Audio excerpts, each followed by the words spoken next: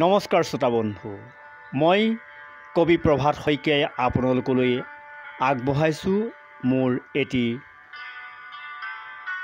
ষষ্ঠ কবিতা। মই মানুহৰ শ্ৰীমন্ত শব্দ।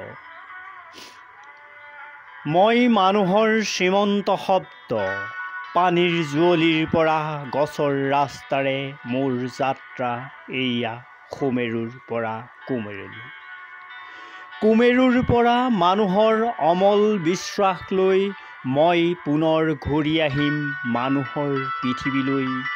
মানুহৰ পৃথিৱীত মানুহৰ স্বাধীনতাৰে জীৱনৰ নগ্নতাকো দঙাই মই গঢ়ি তুলিম মৃন্ময় শিল্প, কাৰণ মই মানুহৰ শ্ৰীমন্ত শব্দ।